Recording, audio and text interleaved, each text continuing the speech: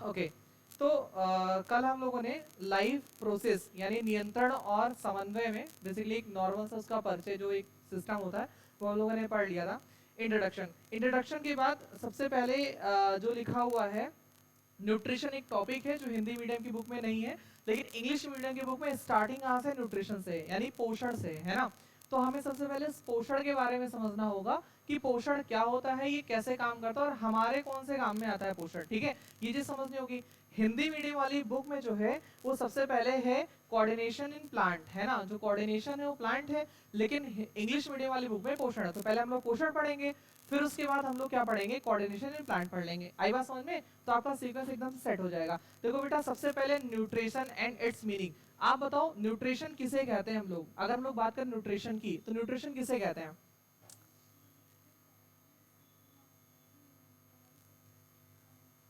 Okay, nutrition क्या काम करता है हमारी बॉडी में? अगर हम लोग बात करें पोषण, पोषण हमारी बॉडी में क्या काम करता है? एक बिटिया ने तो बताया कि एनर्जी यानी ऊर्जा को प्रदान करता है ना। ठीक है, ओके। उसने बताया कि टूट फूट की मरम्मत भी करता है। अगर हम लोग ऐसे बात करें, repairs our tissues our cells, यानी ये टूट फूट की मरम्मत भी करता है। क्या करता है? ये टूट फूट की मरम्मत भी करता है। ठीक बेटा, और कोई? ये टूट फूट को भी रिपेयर कर देता है। और क्या करता है पोषण? पोषण और क्या करता है बताओ साल नहीं, क्या करता है पोषण? आदित्य कुछ आइडिया? नहीं आइडिया क्या करता है? और पोषण और कुछ करता है कि बस इतना काम करता है? आपके हिसाब से क्या काम करता है पोषण? पता नहीं, बस इतनी चीज। देखो बेटा समझना, पोषण हमारे शरीर में वो सारे कार्य करता है जो हमारे शरीर के लिए आवश्यक है बेटा। अगर आपका शरीर पोषित नहीं है तो आपको कहा जाएगा आप कुपोषित हो।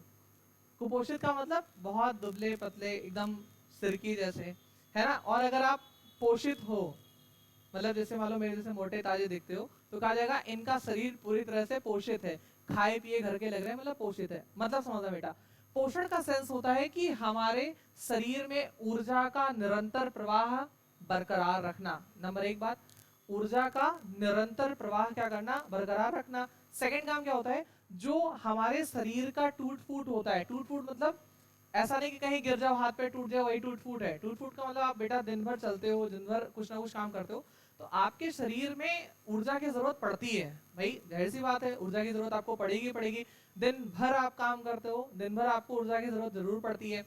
उसके बाद हमारी कुछ ना कुछ सेल्स जो है वो क्या होती है? टूट फूट जाती है। कुछ सेल्स जो है वो टूट फूट जाती हैं, और उन्हीं टूट फूट की मरम्मत यानी प्रत्येक सेल को बराबर से बराबर करने का कार्य कौन करता है? आपका पोषण करता है। और ये पोषण जो है ये हमारे जितने भी जैविक अजैविक घटक हैं सबके लिए जरूरी है भाई, क्योंकि अगर आप जिंदा हो तो आपके शरीर को किसकी जरूरत होगी? पोषण यानी न्यूट्रिशन की जरूरत होगी। अच्छा, कोई बताएगा पोषण किस चीजों से मिलके? आप पोषण समझ गए ना आप लोग कि पोषण क्या है? जो हमारे शरीर में ऊर्जा का प्रवाह बरकरार रखे, नंबर एक। नंबर दो, क्या करे? हमारे शरीर के जितने भी जैविक कार्य हैं या जो कार्य हैं उनको करने के लिए जिस ऊर्जा की जरूरत पड़ती है वो करे। नंबर तीन, जो भी हमारे शरीर का टूट फूट है यानी जो भी कोशिका तबाह होती है, जो भी ऊतक या सेल टिश्यू जो भी खत्म होते हैं, उनको क्या करता है? दोबारा से ये मेंटेन करता है। ठीक। अच्छा एक बात बताओ, क्या सोने के लिए आपको ऊर्जा चाहिए कि नहीं? सोते टाइम आपकी ऊर्जा खत्म होती है, ऊर्जा बन जाती है। क्या सोने के लिए आपको ऊर्जा चाहिए होती है? नहीं चाहिए होती है? बताओ, नहीं चाहिए होता है? कितना भी देर सो लो। देखो बेटा, आपको कोई भी कार्य करने के लिए ऊर्जा की जरूरत है। इवन देन अगर आप सोते हो तो भी आपको ऊर्जा की जरूरत है। बिना ऊर्जा के आपको नींद नहीं आएगी, ये जान लो। और कभी ऐसा आपके साथ हुआ कि खूब पिटैया हुई हो, सोचो आज बिना खाना खाए सो जाएंगे, आधा एक घंटा लेटे, फिर सोचे यार खाना खा लेते तो भी ठीक रहता, आप अगर कहेंगे खाना खाएंगे तो बेइज्जती हो जाएगी, है? ऐसा महसूस हुआ है कि काश काश खा लेते तब गुस्साते तो ज्यादा अच्छा लगता है ना, तो ज्यादा मजा आता। तो मेन चीज क्या समझो, सोने के लिए भी ऊर्जा की जरूरत पड़ती है। सभी वस्तुओं सभी कार्यों के लिए हमें ऊर्जा की जरूरत पड़ती है।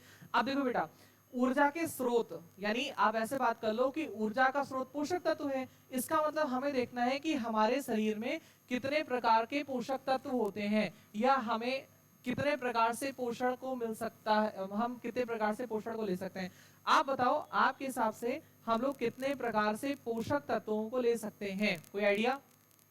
क्या पोषक तत्व क्या होता है जो हम लोग खाते हैं बाहर से? किसी एक पोषक तत्व का नाम बताओगे जो हम लोग खाते हैं? कोई एक सिंगल पोषक तत्व, कोई सिंगल पोषक तत्व बताओ। संतुलित आहार से तो पोषक तत्व मिलता है, ठीक है, उस पोषक तत्व जो मिलता है उसका नाम पूछना चाह रहे हैं। हाँ बेटा,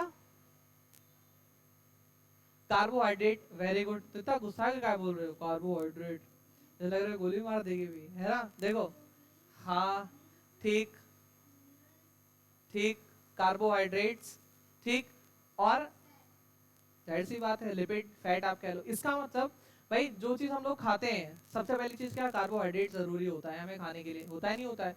फिर उसके बाद प्रोटीन्स, यानी ये सब। अब भाई बच्चे होते हैं उन्हें प्रोटीन की ज्यादा जरूरत पड़ती है। क्यों बच्चों को प्रोटीन की जरूरत क्यों पड़ती है? बच्चों को प्रोटीन की जरूरत क्यों पड़ती है? तुम क्या मौज बना रहे, तुम बड़ी हो गई, बच्ची नहीं हो, तुम्हें प्रोटीन की जरूरत नहीं है? हाँ हाँ भाई, सबसे पहली चीज क्या, बच्चे बड़े हो रहे हैं, जाहिर सी बात है। आप किसी किसी बच्चों को देखो, 1 साल के बाद ही देखोगे तो लगेगा अरे बाप रे तो बहुत बड़ा हो गया। अब यही आदित्य ही है, 9th में जब ये पढ़ते थे तो हाइट इनकी मेरे से छोटी थी, अब ये खड़े हो जाए तो मेरे से बड़े हो चुके हैं ये, है ना? हाइट बढ़ गई है। 1 साल भी नहीं, उसके से 6 महीने ठंडा में तक ये छोटे थे, उसके बाद ऐसा प्रोटीन लिया कि बढ़ गए हैं। तो जो आपका ये प्रोटीन होता है ये बच्चों में ज्यादा जरूरी होता है। नंबर 1 क्यों? क्योंकि बच्चे बढ़ते हैं, उनका विकास होता है। जो बच्चे होते हैं वो बढ़ते हैं। अब बढ़ने का मतलब बेटा उनका होता है डेवलपमेंट, यानी उनका क्या होता है बेटा, विकास होता है। और इस विकास के लिए हमें प्रोटीन की आवश्यकता जरूर से जरूर पड़ती है। बिना प्रोटीन के विकास अवरुद्ध हो जाएगा। यानी देखो, जिन बच्चों को अच्छे से प्रोटीन नहीं मिल पाता, आप कोई जरूरी नहीं बेटा कि प्रोटीन में आप बॉर्नवीटा पियो, हॉर्लिक्स पियो, यही सब प्रोटीन है, ऐसा नहीं है। प्रोटीन का मतलब एक संतुलित आहार, ये नहीं कि टकाटक रोज खा रहे हो और कह रहे हो हम संतुलित आहार ले रहे हैं, है ना? और गोलगप्पा, कुछ लड़कियों को तो फेवरेट होता है गोलगप्पा, है ना? इतनी तेज धूप में दोपहर के 2 बजे जाएंगी गोलगप्पे वाले भैया के पास में, साइकिल रोक देंगी, भैया 10 रुपए का गोलगप्पा खिलाना। उसने 2 गोलगप्पे खिलाए, नमक कम है तो कहा अच्छा रुक जाओ अभी बराबर कर दे रहे हैं, बस पूरा पसीना उसमें मिला दिया, बस गोलगप्पे का जो नमक है वो बराबर हो गया। उनका फेवरेट है। क्या उसमें प्रोटीन होता है? नहीं होता है। होता होगा लेकिन बहुत थोड़ा थोड़ा होता होगा, समझना हमारी बात को। प्रोटीन बच्चों के लिए जरूरी होता है क्योंकि उनका मानसिक विकास भी होता है, जाहिर सी बात है, शारीरिक विकास भी होता है, ठीक है। लेकिन जैसे आप थोड़ी सी एज में बढ़ जाते हैं, जैसे 20-22 साल के हो जाते हैं, आपको प्रोटीन की मात्रा बराबर लेनी, ऐसा नहीं कि कम लेना, प्रोटीन की मात्रा बराबर लेनी है, क्योंकि आपको मेंटल स्ट्रेस पड़ रहा है, दिमाग का असर आपका है, दिमाग का काम है, तो आपको प्रोटीन लेने की जरूरत है, यानी आप प्रोटीन लोगे, ठीक। लेकिन जैसे आपकी एज ऐसी एज में आ जाएगी कि अब आपकी उम्र ढलने लगी, जैसे 60 साल, 50 साल, 55 साल, तो बताएं आपको डॉक्टर बोलेगा प्रोटीन खाओगे तो घुटना दर्द करेगा, सीधे डॉक्टर बोलेगा कि अगर प्रोटीन खाओगे तो घुटना दर्द करेगा, प्रोटीन खाना छोड़ो। कई लोगों को घुटने में प्रॉब्लम होती है, मेरी मदर को भी है, उनको डॉक्टर क्या कहता है, प्रोटीन खाना छोड़ो। इसलिए हम लोग के यहाँ दाल एक टाइम बनता है, तो बनेगा तो सब्र होगा नहीं किसी से, है ना? तो प्रोटीन कम लिया जाता है, अदरवाइज हमारे बॉडी में पता है बहुत नुकसान कर देगा प्रोटीन अगर हम लोग ज्यादा लेते हैं। अच्छा आपने देखा होगा बॉडी बिल्डर्स को, वो क्या करते हैं, प्रोटीन शेक पिया करते हैं, है ना? एक डिब्बे में ले लेंगे प्रोटीन शेक, उसको अपना शेक करके पीते रहते हैं। क्या उनको ना मसल्स बनानी, उन्हें मसल गेन करना है, तो उन्हें प्रोटीन की ज्यादा जरूरत होती है। ऐसे जो बेसिकली प्रेग्नेंट लेडीज होती हैं, उनके बॉडी में 2 मतलब बेसिकली बॉडी होती है, एक वो एक बच्चा, उनको भी ज्यादा से ज्यादा प्रोटीन की जरूरत पड़ती है। लेकिन एक लिमिट के बाद प्रोटीन की जो आपको जरूरत है वो कम है, तो प्रोटीन सब में बराबर से नहीं होता है, किसी को कम किसी को ज्यादा, बच्चों को ज्यादा, ठीक है, और जो बॉडी बिल्डर उनको भी ज्यादा लेना है, आप लोगों को संतुलित लेना है ना? दाल चावल रोटी सब्जी मुर्गा मछली अंडा सब खाओ, बराबर से खाओ, है ना? तो ये चीजें होती है, तो इसे हम लोग क्या कह सकते हैं, पोषक तत्व कह सकते हैं कि हमारे शरीर के क्या है बेटा, पोषक तत्व है, ठीक है।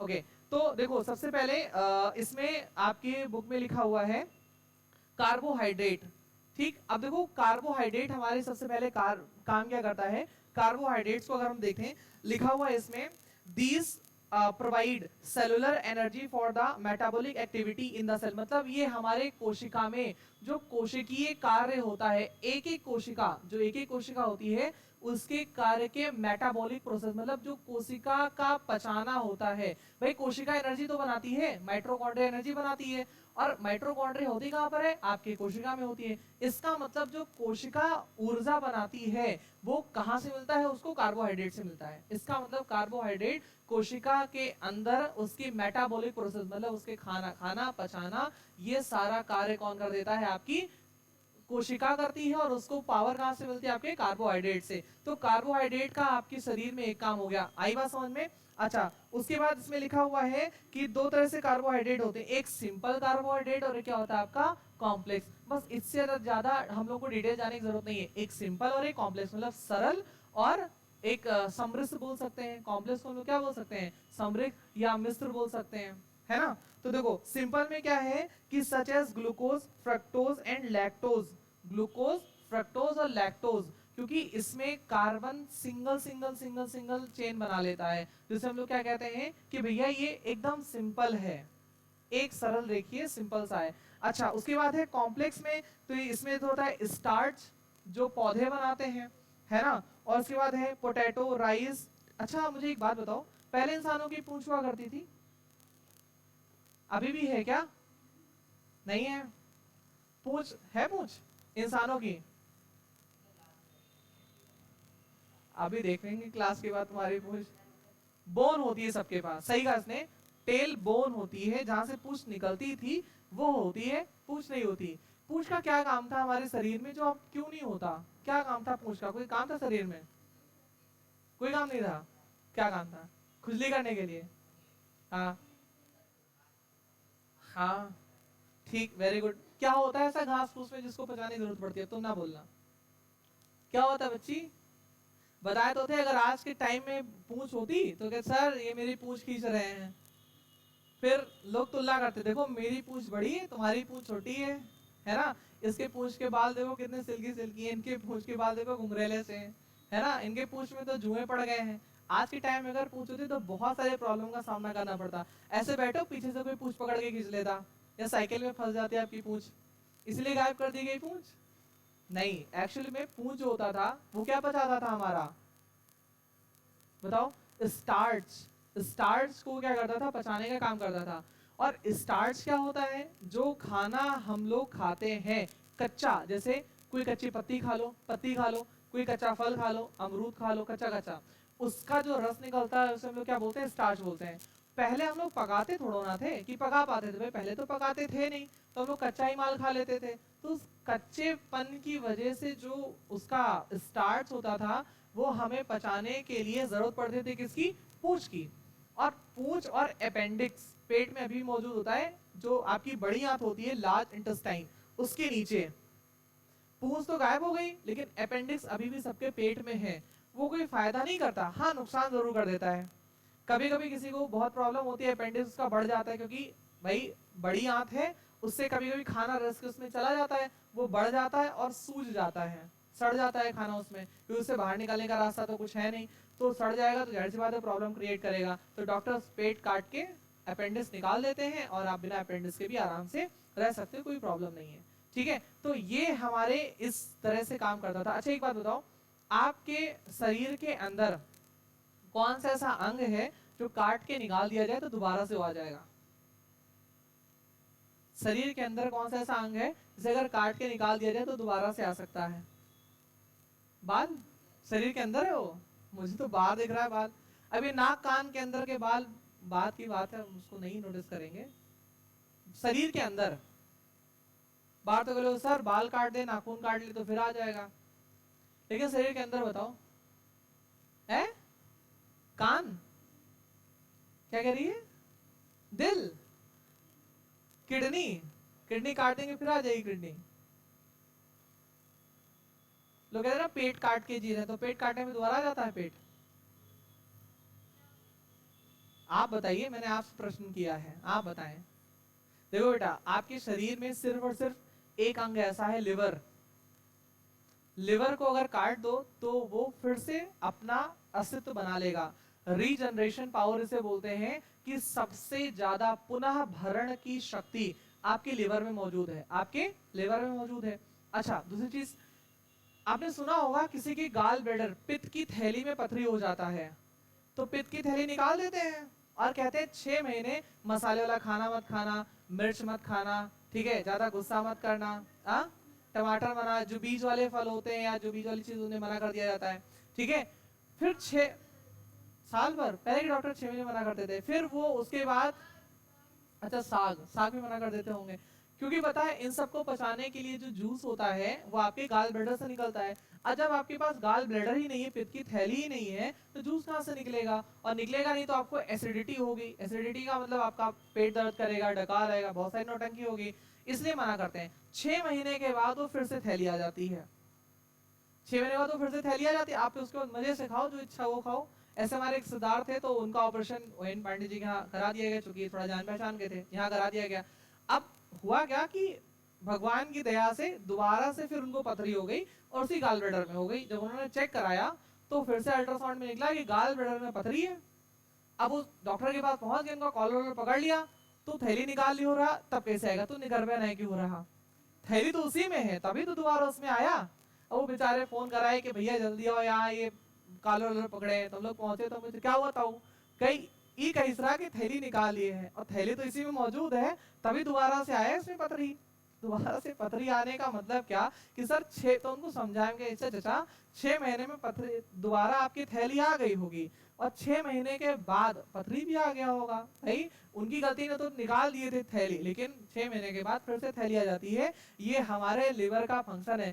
कहें तो पेटो काट दी तो इसे दोबारा आ जाए, हम कहते हैं डॉक्टर साहब से कटवा लिया जाए, ये तो अच्छी बात है। तो समझे मेरी बात को, पूरे शरीर में सबसे ज्यादा जो रीजनरेशन की पावर होती है वो होती है आपके कहां पर, आपके लिवर में होती है। और सबसे कम अगर वो नुकसान हुआ तो शायद जीवन में दोबारा कभी वो आपका वापस आ सकता है। वो कौन सा अंग या शरीर के अंदर क्या ऐसा होता है बताओ, पूरे शरीर के अंदर ऐसा क्या ऐसा होता है जो अगर थोड़ा सा भी नुकसान हो गया तो शायद पूरी जिंदगी ना आए वापस।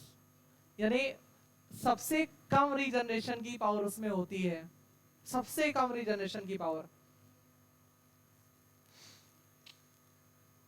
आपके दिमाग के अंदर जो न्यूरॉन्स होते हैं, दिमाग सोचने का काम करता है, किससे सोचता है, न्यूरॉन्स से, छोटे छोटे सेल्स होते हैं, न्यूरॉन्स बोलते हैं, उसी न्यूरॉन से आप सोचने का काम करते हो। अगर किसी की याददाश्त एक बार चली गई तो पिक्चरों में तो वापस आ जाती है, असल जिंदगी में वापस आना बहुत मुश्किल है। हालांकि मेरी भी एक बार जा चुकी है, मतलब ऐसे पूरी नहीं ब्लैंक हुए थे, आधे एक घंटे के लिए ब्लैंक हुए थे, तो 1 घंटे बाद फिर वापस आ गई थी याददाश्त, लेकिन उसमें बड़ा हल्का हल्का महसूस हो रहा था, है ना। क्योंकि अब आप समझो, न्यूरॉन्स दिमाग में अगर एक बार आपकी चोट लग गई, बोलते ना अगर दिमाग पे चोट लग गया तो फिर आपका काम खत्म, फिर वो आप मेंटेन नहीं कर सकते दोबारा। तो कार्बोहाइड्रेट में हम लोग बात कर रहे थे कि कार्बोहाइड्रेट 2 टाइप के होते हैं, एक सिंपल और एक क्या होता है बेटा, कॉम्प्लेक्स। अब देखो लिखा है फंक्शन ऑफ कार्बोहाइड्रेट, कार्बोहाइड्रेट का जो कार्य है, कार्बोहाइड्रेट का कार्य हिंदी मीडियम वाली बुक में नहीं होगा, ये नहीं लिखा है ना कार्बोहाइड्रेट, हाँ नहीं है, वही तो मैंने बोला उसमें पता नहीं। अब देखो दोनों सेम, मतलब एडिशन सेम है, कोई दिक्कत नहीं, वो भी है, पुरानी नहीं है, पुरानी वाली है, लेकिन एडिशन सेम है, प्रकाशन सेम है, कंटेंट कम है। बालाजी हिंदी मीडियम में थोड़ा कम है ना, इसलिए आप इसकी बुक से पढ़ेंगे भी पूरा टॉपिक, पूरी टॉपिक पढ़ेंगे, ठीक है। अब देखो लिखा है फंक्शन ऑफ कार्बोहाइड्रेट, नंबर 1 लिखा है they are source of energy in all organism. जितने भी दुनिया में आपके ध्यान में ऑर्गेनिज्म है, जितने भी शरीर हैं, सबके लिए सोर्स ऑफ एनर्जी यानी एनर्जी का ये क्या है, स्रोत है। फिर आगे लिखा है which produce energy by oxidation of glucose, जो ग्लूकोज के ऑक्सीकरण से क्या इसे देता है, ऊर्जा प्रदान करता है। यानी जो कार्बोहाइड्रेट है ये क्या करता है, ये ग्लूकोज का ऑक्सीकरण कराता है और उससे क्या बनाता है बेटा, फिर से वो एनर्जी को बनाता है। नंबर 2 लिखा है they store in plant in form of the starch and glycogen in animal. यानी प्लांट में, पादपों में ये स्टार्च के फॉर्म में रहता है, स्टार्च के रूप में रहता है, और एनिमल्स में किसके रूप में रहता है बेटा, ग्लाइकोजन के रूप में रहता है। अच्छा 2 चीज बताओ बेटा, क्या कभी किसी के दांत सड़े हैं, काय टॉफी चॉकलेट खाती सड़ेंगे ही, सड़े हैं, क्यों सड़ते हैं दांत,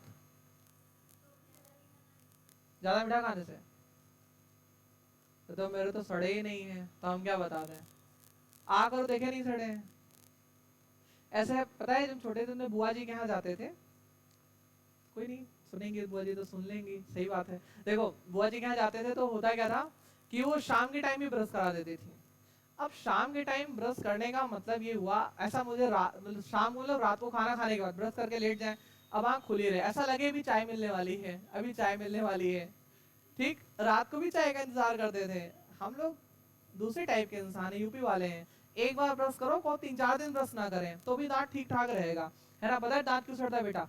दांत के अंदर, दांत में जो है जब ग्लूकोज की मात्रा बहुत ज्यादा हो जाती है, इस लोग कहते हैं ना मीठा खाने के बाद पानी पी लेना चाहिए, क्योंकि दांत में अगर ग्लूकोज की मात्रा हुई तो बैक्टीरिया क्या करते हैं, उसी ग्लूकोज को इकट्ठा करके एसिड बना देते हैं, और उसी एसिड से दांत में होती है कैविटी।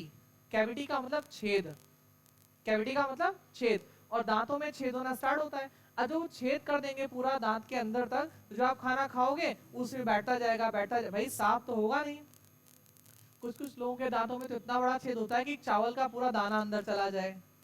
मुझे लगता है थोड़ा और बड़ा छेद बना तो 2-3 रोटी उसके अंदर फोल्ड करके रख ले, टिफिन की जरूरत ना पड़े फिर उन्हें, है ना। तो दांतों में बन जाता है छेद, और उसी छेद की वजह से क्या होता है, जो उनके दांत होते हैं वो सड़ना स्टार्ट कर देंगे, क्योंकि खाना उसमें जाके बैठता रहता है, बैठता रहता है, बैठता रहता है, और एक टाइम ऐसा आता है कि उनके दांत सड़ना स्टार्ट कर जाते हैं। तो ये सब क्यों होता है? आप खाना खाने के बाद अगर पानी नहीं पीते हो, मतलब बेसिकली थोड़ा सा अगर मुंह नहीं साफ करते हो, तो आपको ये प्रॉब्लम आ सकती है। ठीक है, अब देखो बेटा यहाँ बताने का एक रीजन है, एक बैक्टीरिया होता है बेटा लैक्टोबैसिलस। ठीक है, लैक्टोबैसिलस नाम सुना है? ये क्या काम करता है? हाँ, ये दूध से दही में कन्वर्जन के लिए बैक्टीरिया जरूरी होता है। ठीक है, अच्छा, दूध में उसकी शुद्धता मापने के लिए कौन से मीटर का यूज करते हैं? उसे हम लोग क्या बोलते हैं? लैक्टोमीटर। क्या बोलते हैं? लैक्टोमीटर बोलते हैं, उससे दूध की शुद्धता मापते हैं। और दूध के अंदर लैक्टोज नाम का ग्लूकोज पाया जाता है। बेटा देखो, ग्लूकोज हमारे पूरे शरीर में है। हमारा जो शरीर एक चीज जान पाता है, वो जान पाता है ग्लूकोज। इसीलिए जब आपको खून चढ़ाया जाता है, मतलब खून लिया जाता है आपसे, तो आपको बदले में क्या दिया जाता है? फ्रूटी। और फ्रूटी में ग्लूकोज की मात्रा सबसे ज्यादा होती है ना। एक लोगों से मैंने पूछा, मैंने कहा भैया ये मैंने अभी 1 यूनिट ब्लड डोनेट किया, तो ये 30 रुपए की फ्रूटी आती है, ये क्यों दिया? कहा देखिए आपने 350 ml, 1 यूनिट का मतलब 353 ml, आपने 350 ml खून दिया, ये मैं आपको 350 ml की एक फ्रूटी की बोतल दे रही हूँ। आपने जितना ब्लड डोनेट किया सारा आपका रिकवर हो जाएगा।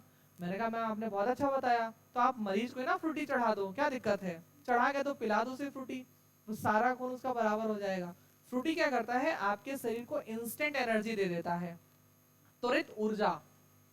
जैसे आपने फ्रूटी पी, आपको तुरंत ऊर्जा मिल गई, क्योंकि ग्लूकोज के फॉर्म में होता है, डायरेक्ट पेट में जाता है, तुरंत आपको ऊर्जा देता है। तो आप उठोगे गिरोगे तो चक्कर नहीं आएगा आपको, सिर्फ इसलिए वहां पर हम लोग क्या यूज करते हैं बेटा? फ्रूटी का यूज करते हैं। ठीक, तो ये हो गया आपका कार्बोहाइड्रेट। कार्बोहाइड्रेट का फंक्शन सेकंड था। थर्ड दे रहे हैं, they help compose of cell membrane and the connective tissue. यानी ये क्या करते हैं? सेल मेम्ब्रेन, कोशिका भित्ति की झिल्ली। सेल मेम्ब्रेन का मतलब कोशिका झिल्ली, और सेल वॉल का मतलब क्या होता है? कोशिका भित्ति। यानी ये कोशिका झिल्ली और कोशिका भित्ति, सेल वॉल, सेल मेम्ब्रेन, दोनों को बनाने में क्या करते हैं? ये हेल्प करते हैं। कौन? कार्बो आपके हाइड्रेट। ओके, फिर है, अब बेटा ऐसे समझ सकते हो कि आपका जो सेल वॉल या सेल मेम्ब्रेन होता है वो किसका बना होता है? वो आपके कार्बोहाइड्रेट का बना होता है। मान लो मल्टीपल चॉइस में एग्जाम में क्वेश्चन आ जाए तो आप आराम से टिक लगा सकते हो। अगला है, they help compose of cell membrane and connective tissue. यानी जो भी कनेक्टिव टिश्यू होते हैं, दो ऑर्गन्स को जोड़ने वाले जो भी ऊतक होते हैं, उसमें भी क्या करता है? आपका कार्बोहाइड्रेट ही होता है जो आपको हेल्प कर जाता है। ठीक है, ओके। अगला है, they work as a reserve fuel in fats. मतलब ये क्या काम करता है? जैसे मान लो आप, अच्छा एक बात बताओ, आप भूखे पेट कितने दिन तक रह सकते हो? 1, 2। पतले लोग कम रह सकते हैं और मोटे लोग, मेरे जैसे लोग, ज्यादा रह सकते हैं। आप बताओ, बताओ। सब लोग जो तुमके दिमाग में आ रहा है? हाँ, 1 हफ्ता 7 दिन। और कोई? अगर आज से आप खाना खाना छोड़ दो तो लगभग लगभग आप 18 से 21 दिन तक जिंदा रहोगे। आज से खाना खाना छोड़ दो, 18 से 21 तक जिंदा रहोगे, आज खा लो, खा के छोड़ दो फिर, तो 18 से 21 तक जिंदा रहो। अब जैसे ऐसा लग जाएगा मरने वाले तो खा लेना दोबारा, ठीक है। फिलहाल बायोलॉजी ये कहता है कि आपका शरीर जो है वो ऐसा बना है बेटा, जैसे आपने सुना होगा अगर आपको भूख लगी आप खाना खाओ तो भूख मर जाती है, तो क्या भूख मर जाती है पेट के अंदर? क्या होता है, जिंदा रहती है, तड़पती रहती है भूख। देखो पता है जब आपको भूख लगता है आप कुछ खाते नहीं हो ना, तो आपके शरीर में जो फैट है, फैट का मतलब जो भी शरीर के अंदर की चर्बी, चर्बी मतलब फैट, वो है शरीर उसको यूज करके और ऊर्जा बना लेता है। यानी शरीर का फैट, फैट शरीर का यूज करके उसको क्या बना लेता है, ऊर्जा बना लेता है। तो आपको खाना खाने की जरूरत फिर नहीं पड़ती है। ऐसा लगता है आपकी भूख मर गई, भूख नहीं मरी, आपके शरीर का जो फैट है उसको प्रयोग कर लिया गया, आपके शरीर का फैट प्रयोग कर लिया गया। यानी भूख मरती नहीं है, जो शरीर का फैट होता है वही इस्तेमाल करके आपका शरीर आगे काम करने लगता है, ठीक है। क्या चीज, जाहिर सी बात है फैट घट जाएगा।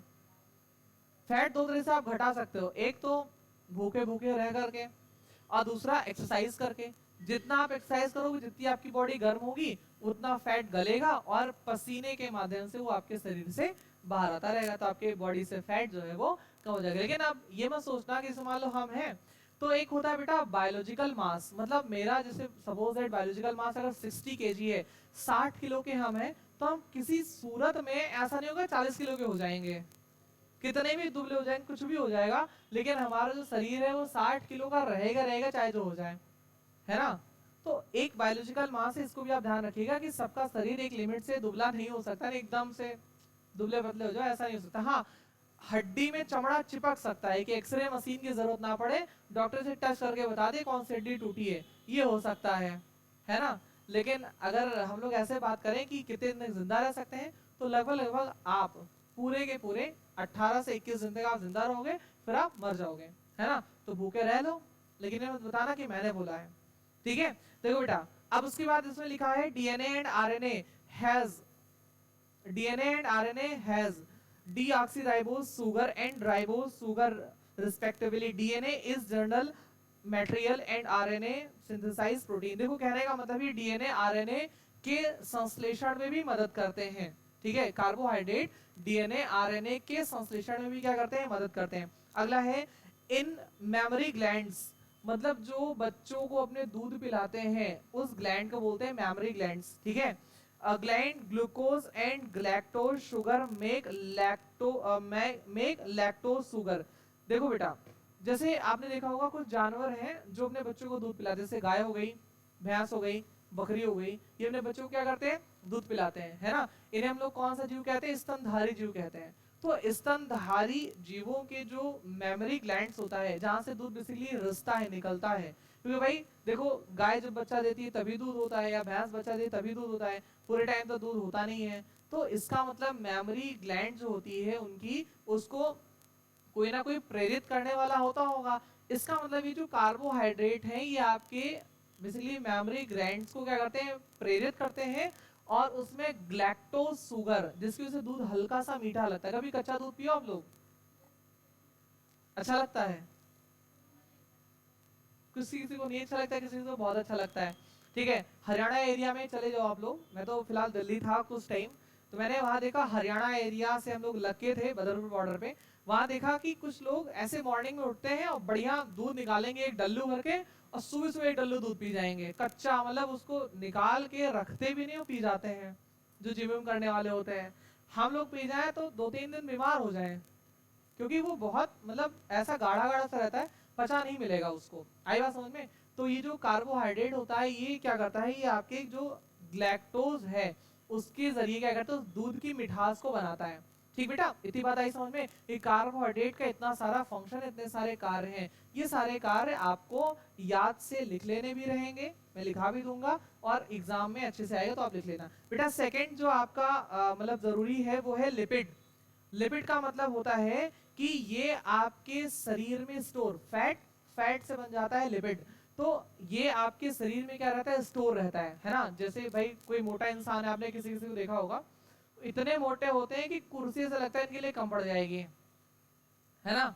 अभी मेरे लिए तो कुर्सी ठीक है, हो जाएगा अगर बैठेंगे तो, लेकिन मुझे ऐसा लगता है कि भविष्य में अगर ऐसे फैलते रहे तो एक समय ऐसा है कि दरवाजे थोड़े और चौड़े कराने पड़ेंगे कि हम इधर से निकल आए, अदरवाइज हम निकल ही नहीं पाएंगे, है ना। अब देखो इसमें लिखा है these are stored as a reserve food in the body and provide energy to the body, they help in the temperature regulation and formation of cell membrane. देखो बेटा, सबसे जो इंपॉर्टेंट का काम है वो है temperature regulation. What is temperature? यानी जो आपकी बॉडी का तापमान होता है, क्या हो जाता है आपकी बॉडी का ताप, इसको क्या कहता है? रेगुलेट करता है। ये कैसे है? शरीर का ताप कैसे रेगुलेट कर देता है आपका फैट या फैटी एसिड या लिपिड? बताओ कैसे करता है ये? जिसके शरीर में फैट हो वो बताए, जिसके शरीर में है नहीं वो कहेगा सर हम क्या बताएं। है बिटिया? बताओ बताओ प्राची, क्या ऐसा होता है? पता नहीं, नहीं पता। देखो बेटा एक चीज बताएं, फैट जो होता है वो ऊर्जा का कुचालक है, यानी ऊर्जा एनर्जी उससे अंदर नहीं आ सकती है। जैसे आपके शरीर पर बहुत सारा फैट है, आपके शरीर में बहुत सारा फैट है, अब वो फैट शरीर के अंदर नहीं आएगा, सॉरी वो एनर्जी को शरीर के अंदर नहीं आने देगा, क्योंकि वो ऊर्जा का है कुचालक। और जब तक वो है तब तक आपके शरीर में बाहर से ऊर्जा अंदर आ नहीं सकती है, और आएगी नहीं ऊर्जा बाहर से अंदर तो आपके शरीर का तापमान बढ़ेगा नहीं, ठीक है। इस तरह से फैट क्या करता है? आपके शरीर के तापमान को रेगुलेट करता है। और दूसरी चीज, जब आप एक्सरसाइज करते हो आपको गर्मी लगती है, एक्सरसाइज करते हो आपको गर्मी लगती है, तो जब आपको गर्मी लगती है तो वो फैट क्या करता है? पसीना निकालता है, पसीना निकाल के आपके शरीर को ठंडा कर देता है। अच्छा कोई बता पाएगा पसीने से आपका शरीर ठंडा कैसे हो जाता है? जैसे पसीना निकलता है, फैन ऑन हुआ या हवा लगी, आपको ठंडा का एहसास क्यों होता है? या पेट्रोल हाथ पे लगाते हो तो ठंडा का एहसास क्यों होता है? क्यों बताओ? अरे तेज बोलो। नहीं पता?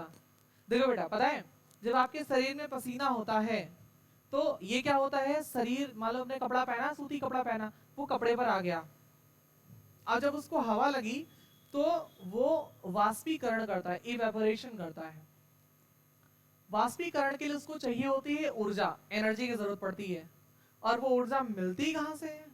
वो जो ऊर्जा है वो मिलती कहां से? आपके शरीर से।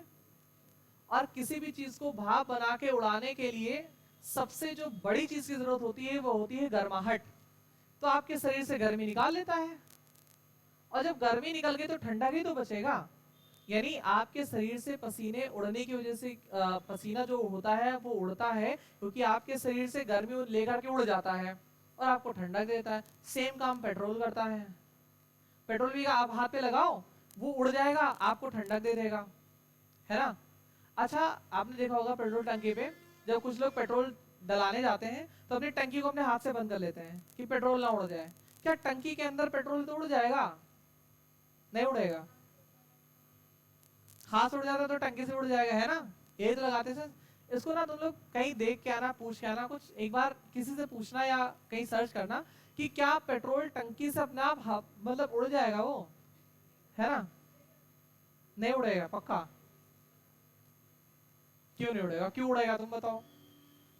ठीक कोई नहीं, इसको एक बार पूछना। हाँ हाथ पे रहता है तो उड़ जाता है, अब पता नहीं टंकी में तो टंकी से भी उड़ जाए, है ना। इसको एक बार देखना, ठीक है। आप देखो बेटा इसमें लिखा है फंक्शन ऑफ लिपिड, नंबर 1 है they are main source of energy. Lipid जो होता है बेटा ये मेन सोर्स ऑफ एनर्जी होता है।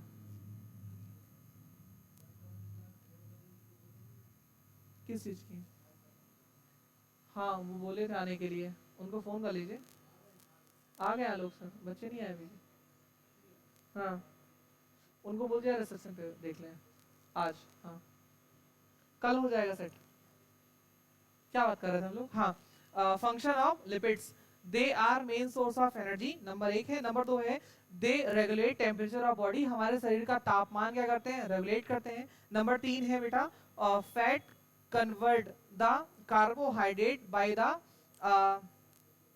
By the lysogens process at the required, मतलब ये हमारे शरीर में जो प्रोसेस के जरिए कार्बोहाइड्रेट को मेंटेन करने की जरूरत होती है वो सारा प्रोसेस करके हमारे शरीर को क्या करता है, मेंटेन रखता है। बस इतनी सी बात जान लो, है ना, ये हमारे शरीर को सारा प्रोसेस करके ये मेंटेन रखता है। हमारी बॉडी फिट फटैंग रहती है सिर्फ किसकी वजह से, आपके लिपिड की वजह से, कार्बोहाइड्रेट की वजह से, मतलब पूरे पोषक तत्वों को मिला करके सबकी वजह से हमारी बॉडी जो होती है वो मेंटेन रहती है बेटा। अगला है बेटा प्रोटीन। अभी मैंने आपको बताया प्रोटीन, थोड़ी देर पहले हमने बात करी थी कि भाई प्रोटीन का मेन फंक्शन क्या है, मेन सोर्स क्या है प्रोटीन का, कि हम लोग जो बाहर से खाना खाते हैं उसका सोर्स है। उसका काम क्या है कि हमारे शरीर में टूट फूट की मरम्मत करना, शरीर में टूट फूट की मरम्मत करना।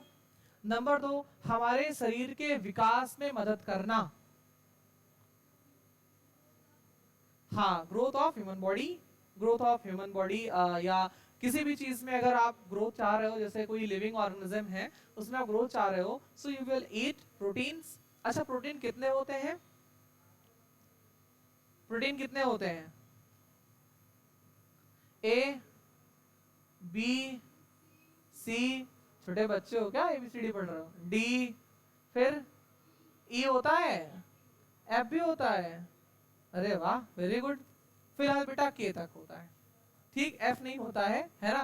पहले होते थे, एम होता था, एन होता था, एक्स होता था, बहुत सारे प्रोटीन्स होते थे। बट अब क्या कर दिया गया, बी कॉम्प्लेक्स बना दिया गया, बी कॉम्प्लेक्स, इसी में सबको मैच कर देगा, B1 B2 B3 B4 B12 तक, B12 तक, 9 और 10 को छोड़ करके B12 तक प्रोटीन बना दिया गया है ना। और अभी आगे हम लोग पढ़ेंगे तो इसमें सारे प्रोटीन का नामकरण, सारे प्रोटीन का जो साइंटिफिक नेम है वो, उनका कार्य, उनका सोर्स, सोर्स का मतलब वो मिलते कहां से हमें, ये सारी चीजें हमें मिल जाएंगी, फंक्शन भी, है ना। तो बेटा देखो A B C D E और के कितने हो गए बेटा, 4 और 2 6।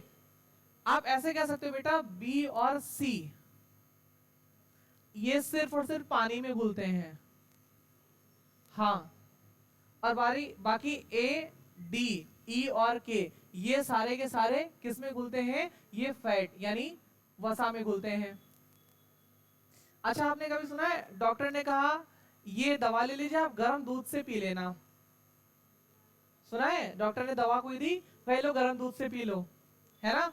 लोग क्या सोचते हैं, डॉक्टर ने गर्म दूध कहा है, इसका मतलब गर्म पानी भी चल जाएगा, गर्म चाय भी चल जाएगी, और दवा खाएंगे दवा असर ही नहीं करेगी, तो डॉक्टर के पास पहुंचेंगे, पता नहीं कैसे पीली वाली गोली देता, असर ही नहीं कर रहा है। अरे भैया, उसने, डॉक्टर ने बोला है कि इसमें विटामिन ए डी ई और के है जो सिर्फ फैट में घुलेगा, दूध पियोगे दूध में फैट रहेगा उसमें घुलेगा तब असर करेगा। अब तुम पानी के साथ उसको पी रहे हो, और भी गर्म पानी के साथ, कैसे घोल पाएगा वो कैसे पूरे शरीर में जाएगा। लोग डॉक्टर के पास पहुंच जाएंगे, पिल की गोलियां असर नहीं करत, ठीक, डॉक्टर उसे बताएगा गर्म दूध था, नहीं गर्म दूध नहीं, गर्म चाय थी, मुझे चाय अच्छी लगती, तुम चाय के साथ दवा खा गए, गर्म तो हमने बोला था तो गर्म तो है ही, है ना। ये विटामिन का काम होता है बेटा, ठीक है, इतने विटामिन होते हैं, ऐसे से घुल के ऐसे से सारा काम जो है वो कर जाते हैं।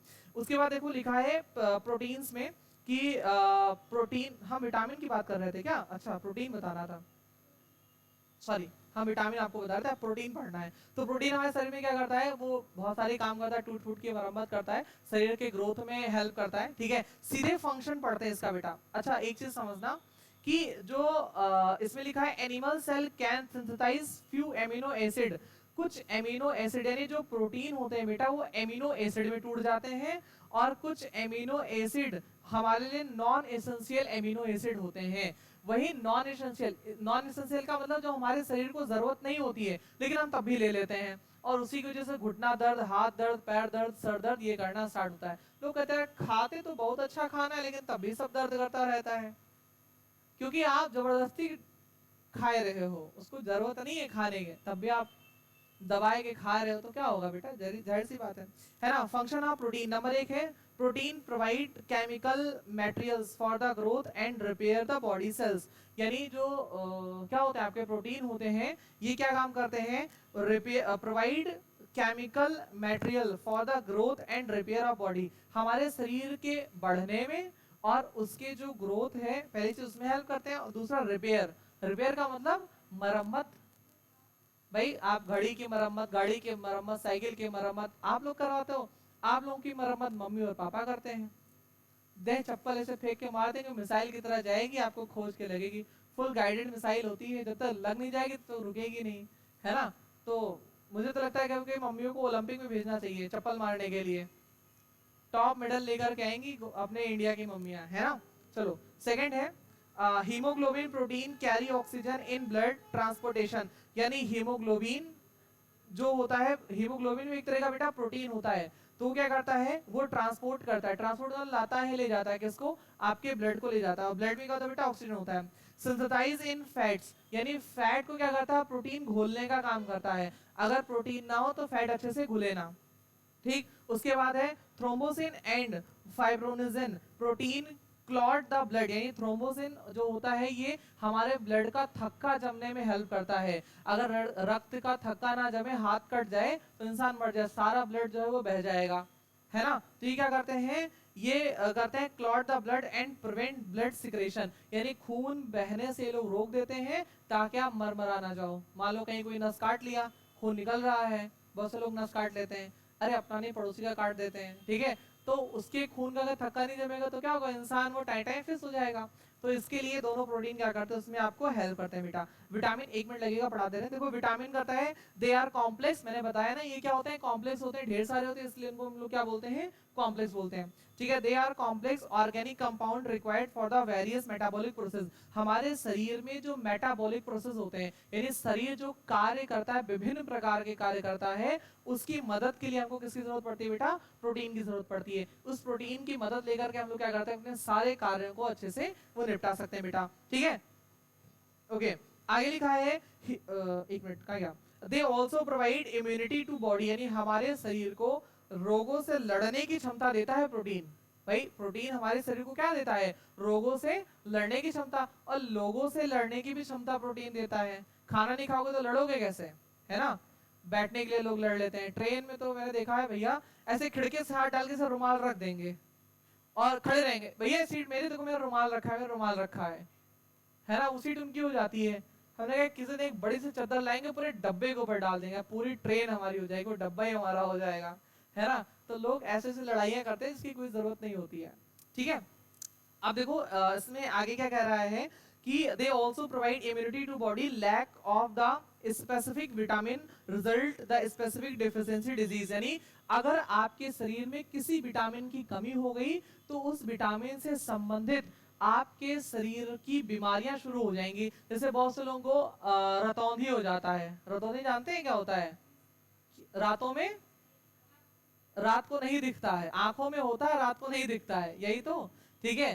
तो अब किसी के रेटिना में प्रॉब्लम हो गई, रेटिनॉल साइंटिफिक नेम है ना। अच्छा, कई के लोगों के मुंह में छाले पड़ जाते हैं, पड़ते हैं ना होठों में, क्या होता है वो विटामिन बी की कमी से होता है, बेरी बेरी, उसे बेरी बेरी रोग बोलते हैं, है ना, बी कॉम्प्लेक्स। तब आप लोग बीकासूल का कैप्सूल खाते हो, ग्लिसरीन मुंह में लगाते हो, वो सब क्या करता है, विटामिन बी की कमी को मौजूद पूरा करता है, फिर आपका शरीर सही होता है। तो अगर आपके शरीर में किसी विटामिन से कोई कमी आ रही है तो उसको कौन पूरा करता है, आपका शरीर, अगर नहीं पूरा करोगे तो आप बीमार हो जाओगे।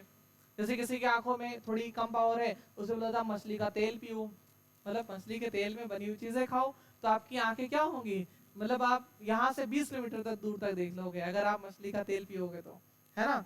तो लोग कहते हैं हम मछली ही खा जाएंगे तो हम 40 किलोमीटर देखेंगे। हाँ, प्रेजेंट टाइम में आई फ्लू चल रहा है, सब लोगों ने को बोला गया है, काला चश्मा जो आपके मुखड़े पे जचे वो आप पहन करके आइए, है ना। वो बेटा फ्लू है, जैसे लोगों को सर्दी जुकाम हो जाता है वैसे आई फ्लू है। नहीं बेटा, इसमें अगर आपने किसी ने आंखों में आंखें डाल के देख ली ना तो आपकी आंखें भी लाल हो जाएंगी, इसीलिए कहा जाता है चश्मा यूज करो, बढ़िया से बैठे रहो चश्मा लगा करके, है ना।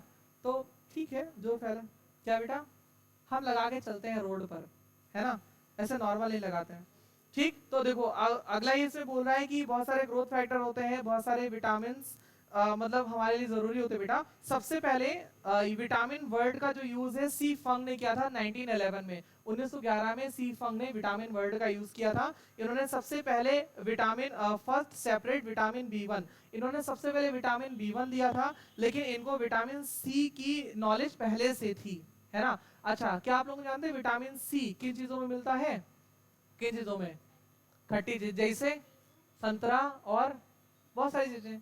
अचार, अचार में एसिड होता है बेटा, अचार होता है वो एसिड बन जाता है। और वैसे भी बेटा नींबू एसिड ही है। नींबू का जो पीएच वैल्यू होता है 3.5 से 4 के करीब में होता है। आप एक आधा नींबू मुंह में गार के आप आराम से नहीं पी सकते हो, कि पी सकते हो?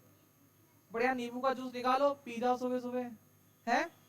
किसका किसके मुंह में नींबू और इमली सुन के पानी आ गया? देखो पानी घूट रहे हैं ये लोग अंदर कि आज जाकर के तो पक्का इमली खरीद के खाएंगे।